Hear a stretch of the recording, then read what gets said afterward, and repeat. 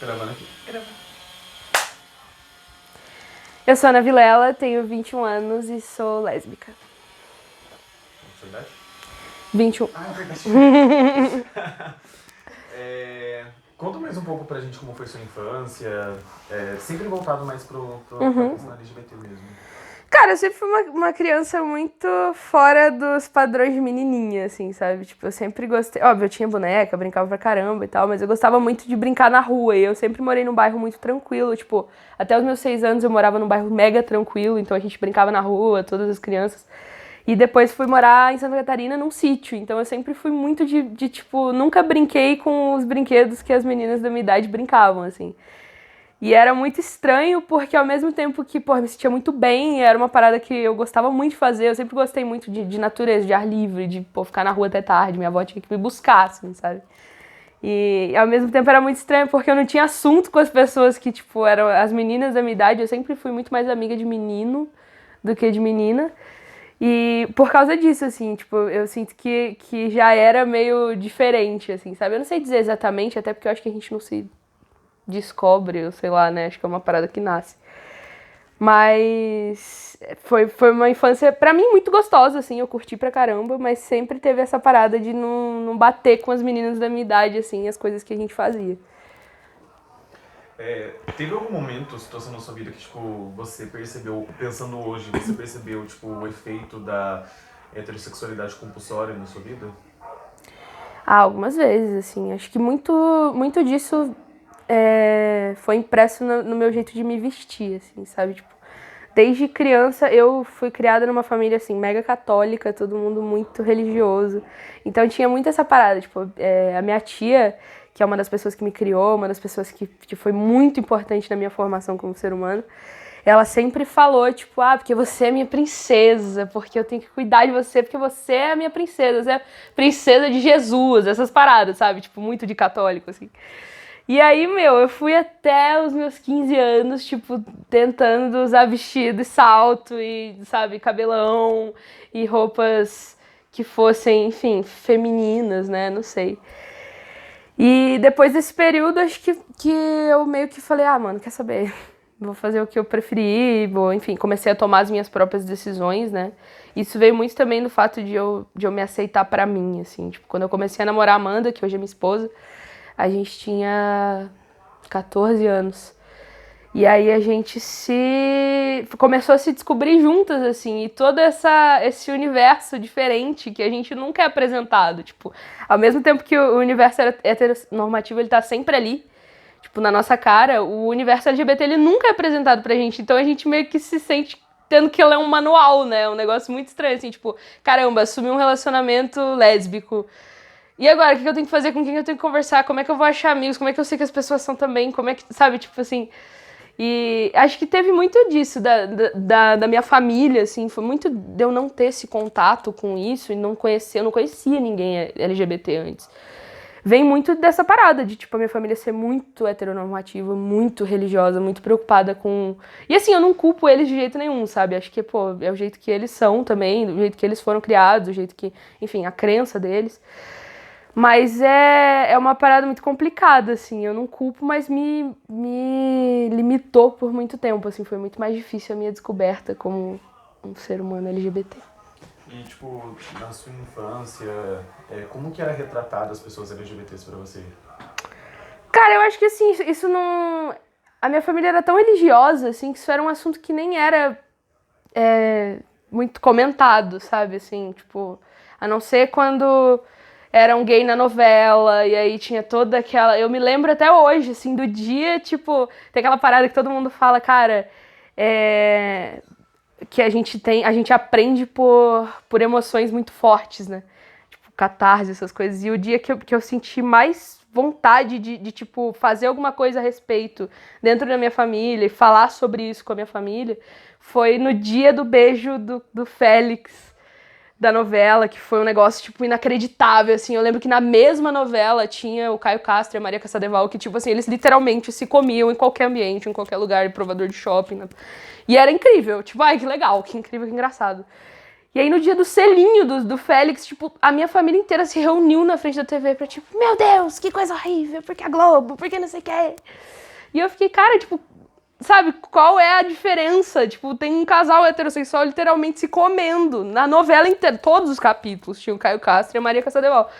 E aí, tipo, em algum momento foi um problema, um selinho, sabe, assim, tipo, completamente aleatório, né? Mas aí, sei lá, minha família sempre foi muito assim, tipo, de não falar sobre isso, de deixar um pouquinho, tipo, ela vai descobrir quando ela tiver que descobrir. Embora eu acho que eles sempre souberam, assim, tipo, da minha orientação sexual, tanto que quando eu me assumi, esse foi o discurso da minha tia, assim, minha tia é, tipo, uma das pessoas que mais me influencia mesmo, assim, uma das pessoas que eu mais amo na vida. E ela foi a primeira pessoa que eu contei, assim, tipo, da família do meu pai, né, que foi quem me criou e tal. E ela falou pra mim, ela falou, cara, se o seu problema é com isso, sabe, não tenha um problema com isso, em se assumir, porque a sua família vai ficar assustada, porque todo mundo já sabe. Mas assim, tipo, ao mesmo tempo eu senti que, exatamente, acho que por eles já saberem, eles tentaram sempre não me deixar acessar o universo muito cedo pra não entender. E, enfim, de repente... Eu não sei o que acontece na cabeça das pessoas que têm preconceito, ou sei lá, hoje minha família é um amor, assim, eles amam a Amanda, me amam muito. Mas é óbvio que a galera da cidade tem muito preconceito, foi criado pelos meus avós, né? Então não é uma coisa vista como normal pra eles, assim. Então, é muito louco, eu não sei o que acontece, mas acho que eles pensavam, tipo, cara, eu não vou falar muito sobre isso, porque vai que, né, ela de repente começa a gostar de um menino aí, não sei. Mas é isso. Como foi o processo da sua aceitação interna mesmo? Ah, foi muito complicado. Acho que até por causa dessa parada com a minha família, assim, de todo mundo ficar o tempo todo, não pode, não sei o quê. Eu lembro que teve uma época, eu já devia ter aí os meus 13 anos, eu fiquei muito amiga de uma menina que ela era um pouco mais velha, devia ter, sei lá, 15, 16. E ela estudava na minha escola e era lésbica, tipo, assumida pra família e tal. Ela ia na minha casa direto, não sei o quê. E eu lembro que quando a minha família descobriu que ela era lésbica, eles falaram, tipo, cara, não anda com ela, sabe? Como se fosse, tipo, uma influência, tanto quanto, sei lá, um drogado, um ladrão, qualquer coisa. E aí eu fiquei, tipo, cara, como assim? Por quê? Acho que foi a primeira vez que eu botei a mão na cabeça e falei, por quê que, né, eu tô sendo proibida de estar em contato com essa pessoa? Eu não vejo nenhum problema nisso. E aí, depois disso, eu comecei a olhar pra dentro e várias coisas começaram a ser muito conflitantes, assim, porque eu comecei a perceber cada vez mais que eu não tinha como fugir disso, que é uma coisa que é a minha realidade, que é o que eu sou. E, ao mesmo tempo, eu queria muito fugir, porque eu sou uma pessoa que, assim, com a minha família... Eu tenho um amor imenso pelos meus avós, pela minha família. E eu sentia que eu ia ser, tipo, muito uma decepção, assim, sabe? Então, eu meio que fui tentando não deixar isso aparecer. E aí, pô, namorei menino, sabe? Tipo, acho que é um processo que a maioria de todo mundo passa, assim, tipo, tentar ao máximo não, sabe? Tipo, não é isso, eu não quero isso pra mim e tal. E aí, acho que o momento que eu me aceitei mesmo, que eu entendi... Desculpa eu estar olhando pra câmera direto, porque, mano, às vezes eu faço o canal e aí eu olho direto pra câmera, então a câmera na minha frente, foi mal. Mas, enfim, o momento que eu me aceitei mesmo foi, acho que quando eu comecei a namorar a Amanda, assim, que a gente se conheceu. E foi do jeito mais louco possível, porque a gente se conheceu no Twitter, tipo, eu nunca tinha visto ela na vida. E eu desenvolvi um apego muito grande, assim, a gente começou a trocar ideia todo dia, e a gente se falava sempre, e aí chegou um momento que eu me peguei apaixonada, assim, sabe? Foi uma parada muito inocente, até porque eu tinha 14 anos, sabe? Não tem como ser diferente, foi muito tranquilo, muito inocente, e aí eu comecei a entender que realmente não tem mal nenhum, eu só tava sentindo aquilo que eu queria muito sentir por todos os meninos que eu namorei, que era, tipo, amor. Eu tava muito apaixonada, eu queria, tipo, estar com ela o tempo todo, eu queria falar com ela o tempo todo. E aí isso meio que mudou o meu jeito de me ver como homossexual, assim, mas foi muito complicado. Dá uma... Eu vou passar pro outro lado pra tirar foto do outro lado também. Show. Sem flash. Gente, aquilo não foi flash, eu juro. Eu não... Aquilo foi mensagem que chegou e eu não tava com o negócio atualizado. Começou um negócio aqui, ó. Ele foi achando, começou a piscar mais. Eu não surto, eu comecei a fazer assim. Meu Deus do céu. Bom demais. Melhor daqui eu vendo o desespero dele. Ai, cara. Feito na Esse gravação. menino mandou uma mãe de burro, não é possível. Ai, mano. A gente esqueceu de estar comentando. A gente separou a dinâmica do nosso documentário em três temas. Três atos. Existimos, resistimos e sobrevivemos. Aí a gente fez agora a primeira parte do existimos. Show. E agora a gente vai entrar mais na área, tipo assim, da sua aceitação no externo, como foi você saindo do armário e tudo mais, e lidar com bullying, essas coisas. Sim. Tá? Show. Gravando. Sua aceitação externa, como foi? Cara, assim, tipo, o processo de me assumir, primeiro aconteceu o medo que eu tinha o que eu sempre me preocupava era com a minha família, assim. Eu tinha muito essa preocupação de, cara, tipo, antes de eu contar pra qualquer pessoa, eu preciso contar pra minha família, porque se eles ficarem sabendo por outras pessoas, vai ser muito pior, eu vou ficar muito mal, assim, sabe? E aí, enfim, a primeira pessoa que soube foi minha mãe. E a minha mãe, a gente teve, durante muito tempo, uma relação muito complicada. A gente se dá super bem e tal, mas enfim, eu cresci com os meus avós, não fui criada pela minha mãe. E aí contei pra minha mãe, e aí eu fui morar com ela por causa disso, assim. Tipo, minha mãe falou, cara, então beleza, vamos lá, eu te acolho, te entendo e tal. E aí, depois de um tempo, a gente começou a se desentender muito, acho que pelo fato de a gente nunca ter morado junto e tal, e enfim. E aí minha mãe pegou e falou pra mim, cara, se você voltar pra casa, eu vou ter que contar pras pessoas por que você veio pra cá, tipo, né? E aí eu fiquei muito em pânico, porque eu pensei, cara, tipo, eu quero muito voltar pra casa dos meus avós, eu quero muito estar com a minha família e tal, mas ao mesmo tempo, tipo, eu não quero que eles saibam, acho que não é agora. E eu já tava com a Amanda, já tinha 1 ano, assim, tipo.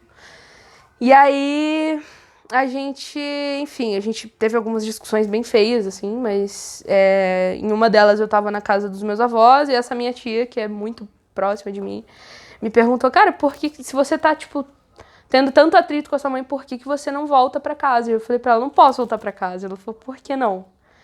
Aí eu falei, eu também não posso te contar. E a minha tia é meio minha mãe, assim, também, sabe? Ela ficou mega preocupada quando eu falei isso.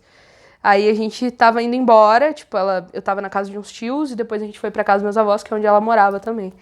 E aí nesse caminho ela parou o carro, assim, no meio da rua e falou, cara, a gente não sai daqui enquanto você não me contar por que você não pode vir embora. Aí eu falei, não, mano, relaxa, pelo amor de Deus, vamos embora, por favor. Tipo, eu não quero falar sobre isso. Ela falou, não, eu não, como é que você fala pra mim, tipo, você tá morando em outra cidade, que era, tipo, São José é a cidade de vocês, sabe? Muito pertinho, assim. E eu tava morando em outra cidade e ela falou pra mim, cara, como é que você tá morando em outra cidade, na casa de uma pessoa que você nunca morou?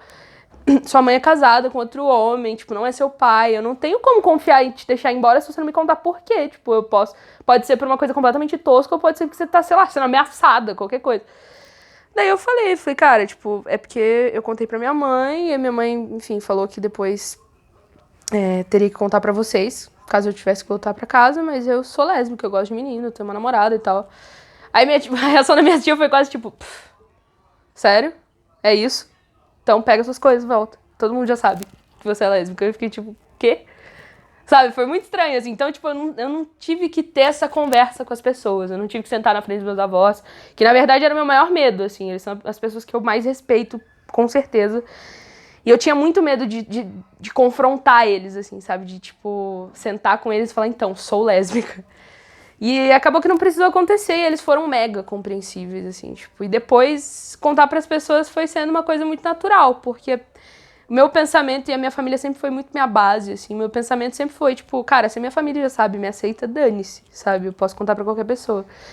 E aí foi muito mais tranquilo, mas esse primeiro momento, assim, foi muito tenso, sabe? De não saber qual seria a reação. E, por fim, minha tia me contou depois que, na verdade, a conversa com eles foi mais no sentido de, então, aconteceu o que a gente achou que fosse acontecer, e aí, como é que vocês vão querer lidar com isso? E os meus avós maravilhosos, incríveis, falaram, não, pode voltar pra casa, pelo amor de Deus, a gente ama ela, não sei o quê, enfim. E aí, hoje eu tenho uma relação ótima com a minha mãe, a gente se dá super bem e tal, mas eu continuei morando com os meus avós até eu sair de casa, até eu me casar, enfim, é isso. Legal. Nossa, não precisa tossir. É horrível isso, cara. Se algum de vocês duas tiverem alguma pergunta pra fazer, tá? Que bom. É você não, fica... Não, você fica na palma. Desliga o flash. Eu tenho. Durante a sua vida, você teve alguma proximidade com a religião? Muito, muito. Inclusive foi uma parada muito que pra mim também pra me aceitar dentro de mim, foi muito difícil, assim, porque eu me apaixonei pela Amanda no momento em que eu tava, tipo, fazendo toda a preparação pra me tornar a serva do grupo de jovens da igreja, assim. Então, tipo, eu tava naquele momento de, cara, tô muito ali com Deus, tô muito ali com a igreja, mas ao mesmo tempo eu tô apaixonada por uma menina, não tenho o que fazer a respeito, eu não tenho, tipo, como mudar isso. E foi muito conflitante, assim, na minha cabeça isso foi muito difícil mesmo.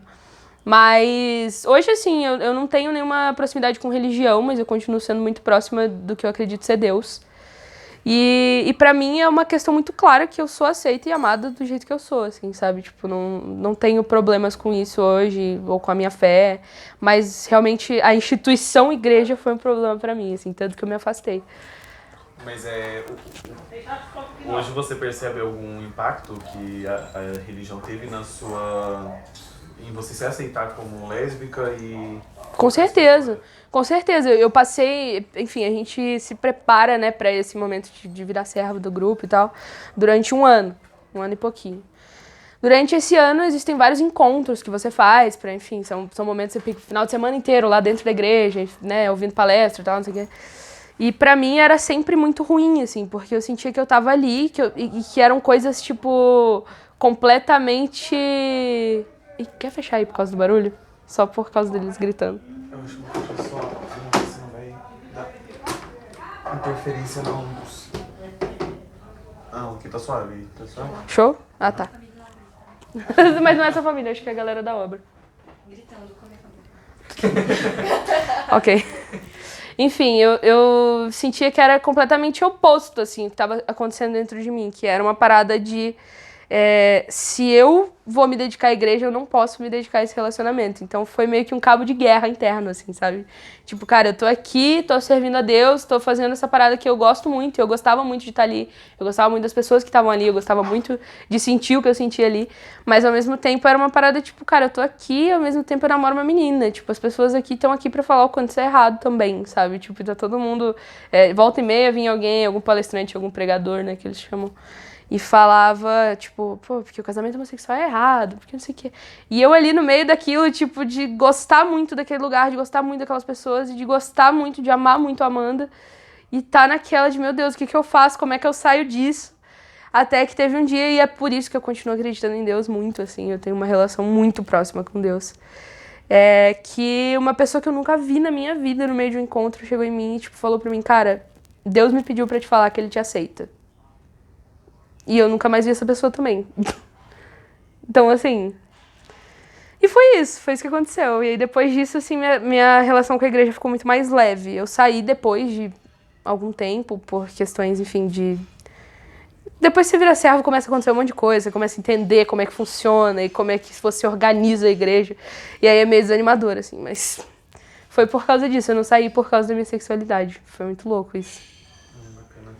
A gente entrando agora mais pro lado do trabalho, você acha que por você ser lésbica você já foi prejudicada?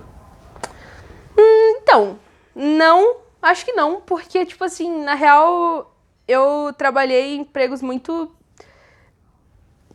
Tipo, eu trabalhava de caixa de padaria antes, depois trabalhei, tipo, vendendo sorvete.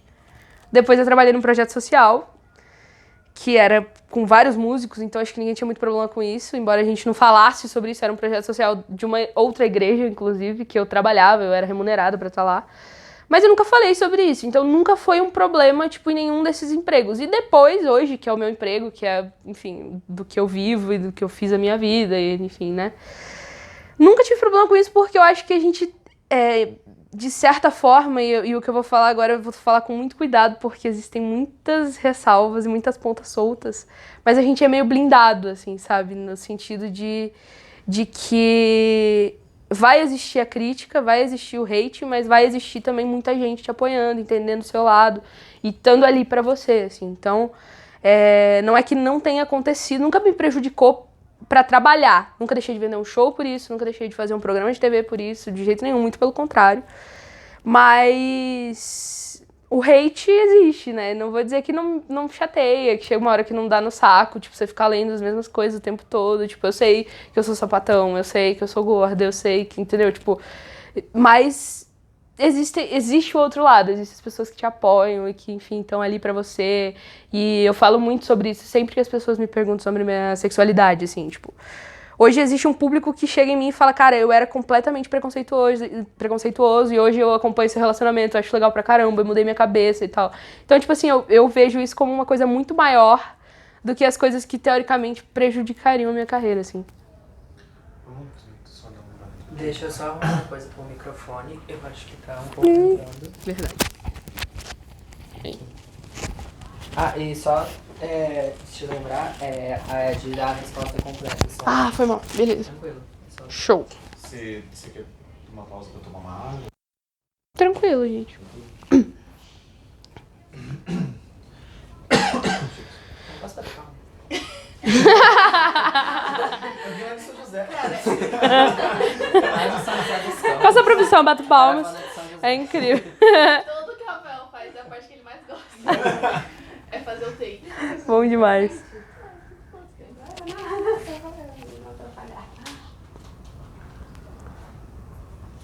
Pode bater, querido. Sonho dele, coisa linda. Alegria. Vai dormir melhor.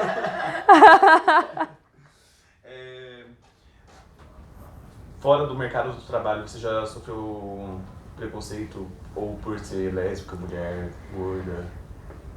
Cara, acho que em situações diferentes, assim, eu não diria que foi preconceito, sabe? Eu nunca sofri, tipo, de estar num restaurante, por exemplo, e alguém olhar e falar, cara, sai, porque você é lésbica.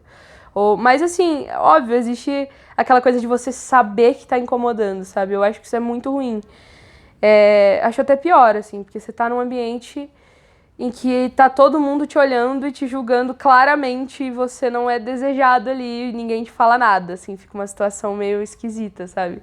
Já aconteceu muito na escola, muito mais pela questão do meu peso do que pela minha questão de sexualidade, porque quando eu me assumi, eu já tinha 15, 16 anos, e os meus amigos todos eram muito compreensivos, e enfim, o pessoal da minha escola também foi super tranquilo com relação à minha sexualidade.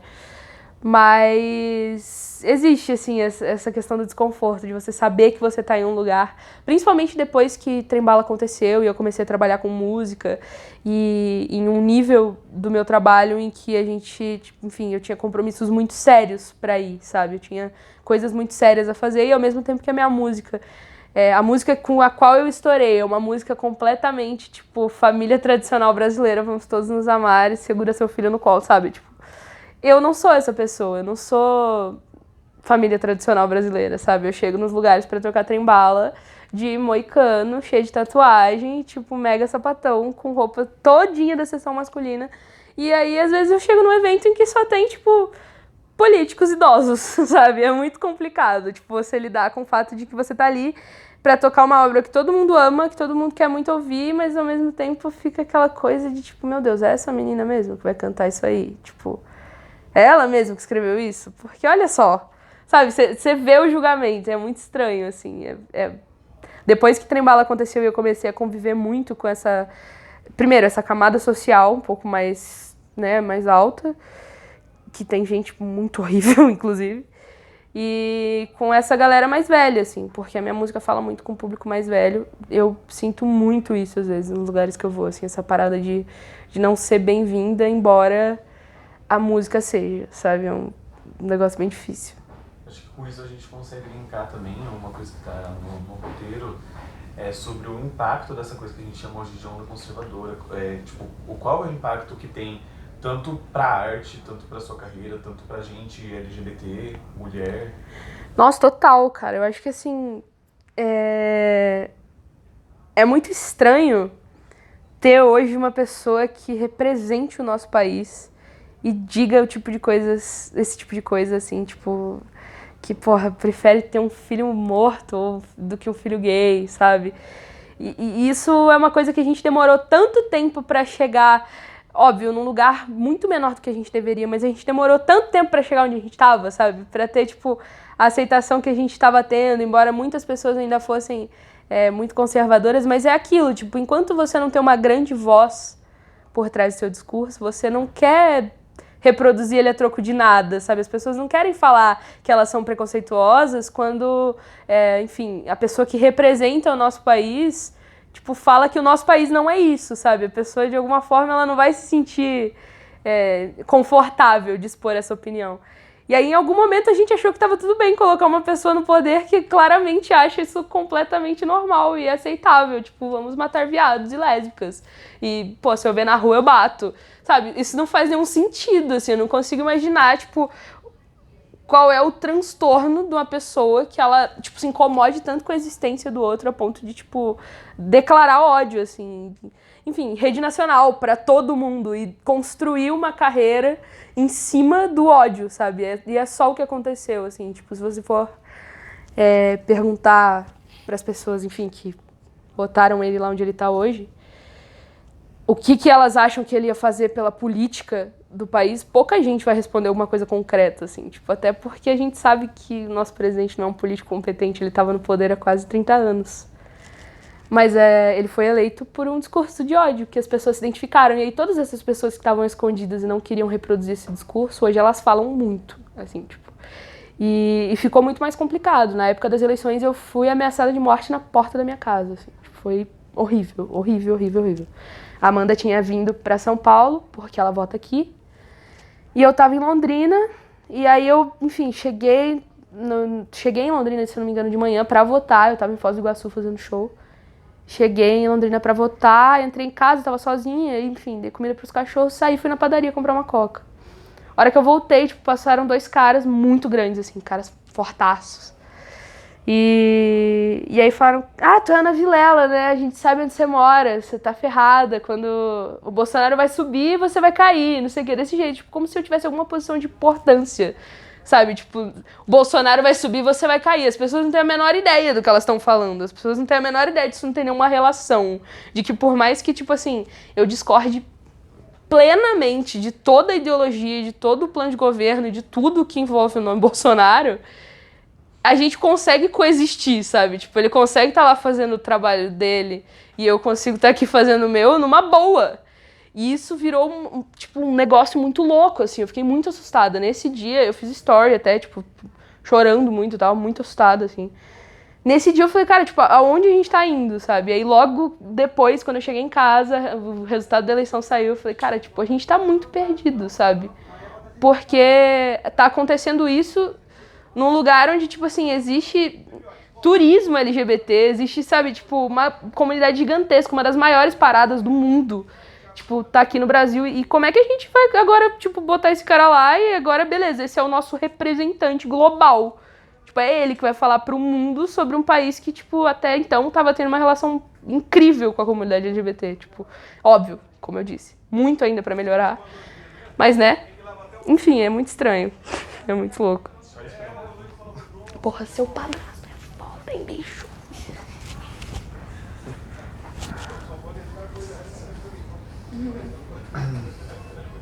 Aí, Bolsonaro... Tô zoando.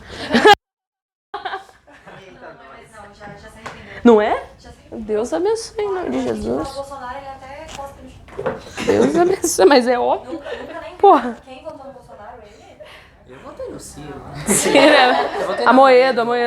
Eu acreditava no Amoedo. Tem um Bolsonaro aqui na nossa... Ai, que mentira. Ô, Cristiano, a gente vai nos lugares, eu Bom não conheço dia. ninguém, ele fala. Como é que eu vou desmentir? Tipo, Que isso, até, cara. né? Não, tá tudo bem, eu acredito em você. Obrigado, tá vendo? Até não teria muito sentido você estar aqui. Ah, menina. Não é não? Ai, que ódio.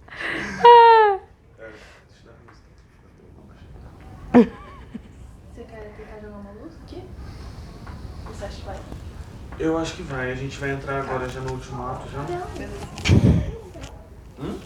fazer mais uma pergunta nessa luz. Ah, não, pode fazer. A gente não tá... É porque tem mais uma do movimento. Sim, Não, sim. a gente só para de gravar por causa da câmera mesmo. E daí o próximo bloco. Vai. Show. Ansiedade, fica assim, ó. Vai ser agora que eu vou bater palma. Já acaba. Tinha que fazer igual criança soprando a vela, a hora que ele vai bater, alguém bate antes, assim, é muito triste. Muito obrigado pela ideia. Imagina, façam todas as vezes, gravem e me mandem. Olha, tá bravo. Ah, Bolsonaro.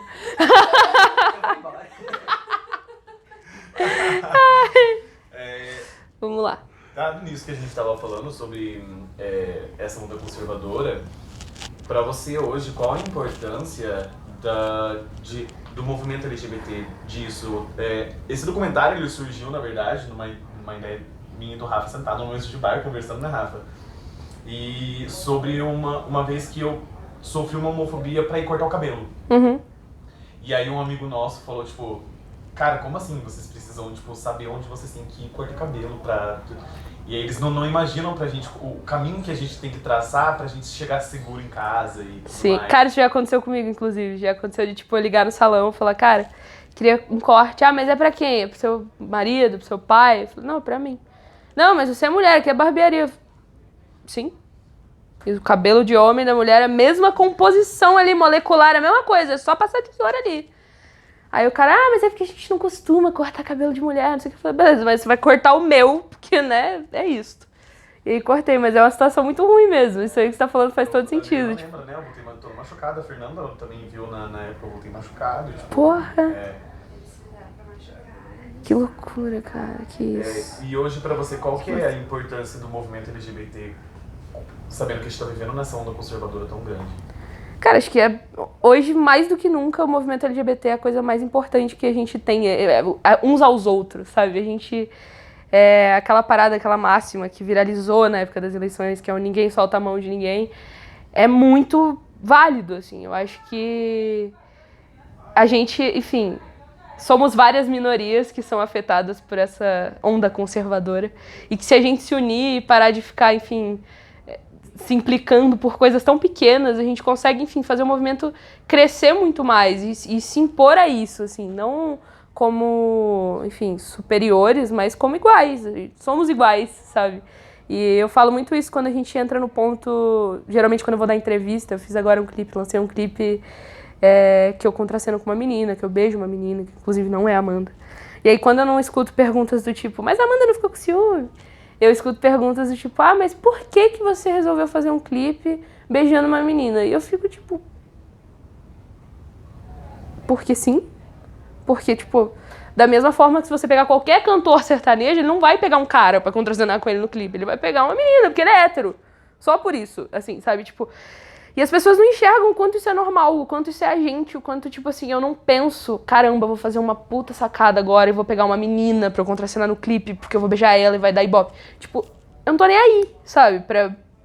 Pra view, essas coisas, embora, claro, seja importante pro trabalho, mas não é por isso que eu pego uma menina pra contracenar. É porque é a minha vivência, é porque, sabe, assim, então, tipo, acho que tá na hora da gente mostrar pras pessoas o quanto a gente é gente, o quanto a gente é normal, o quanto a gente, sabe, precisa cortar o cabelo, o quanto a gente vai na padaria, o quanto a gente, tipo, só quer ter uma vida normal, a gente só quer ter uma família, a gente só quer ter filho, ou a gente não quer ter uma família, a gente só quer, tipo, sei lá, ficar indo pra balada até fazer 50 anos, não sei, somos pessoas, sabe? E eu acho muito esquisito essa parada de botar sei lá, o homossexual como uma definição antes de falar seu nome, assim, sabe? Tipo, porque não existe você chegar e... Por exemplo, ninguém define o Luan Santana como Luan Santana, sei lá, 27 anos, heterossexual, cantor sertanejo. Mas quando vão falar de mim, falam que eu sou lésbica, sabe? Tipo, é muito louco isso. As pessoas ainda acham que precisam sinalizar a gente. Tipo, sabe, pegar uma caneta e botando na testa de cada um. Tipo, essas pessoas são diferentes. E a gente não é, cara. Porque, tipo, enquanto eu não estiver beijando a sua boca, não tem nenhum problema beijar qualquer outra. Tipo, sabe? E eu acho que é muito importante, assim, nesse momento, principalmente muito bizarro que a gente tá vivendo. Muito bizarro. Eu nunca imaginei que a gente fosse passar pelas coisas que a gente tá passando agora de discurso e de ver pessoas muito influentes e muito poderosas falando as coisas que tem falado, não só no Brasil, no mundo todo. É o momento da gente olhar pra dentro e falar, cara, tipo, a gente precisa se unir, assim, sabe? A gente precisa ter força e mostrar que o movimento tá junto e que a gente se ama pra caramba, independente das diferenças, independente, enfim, de todas as coisas. Acho que a gente é gente, ser humano nasceu, tá aqui pra isso, pra, enfim, aprender com o outro, pra amar o outro, enfim, sair melhor de cada relação. E é legal essa coisa quando você falou do seu clipe que você gravou contracenando beijando uma menina. Uhum. Porque tem uma frase da Nina Simone que eu gosto muito, que ela fala que o artista é o tempo que ele vive, né? Com certeza. E a gente vê, por exemplo, um clipe seu beijando uma menina, um clipe da Lineker contracenando com outra trans,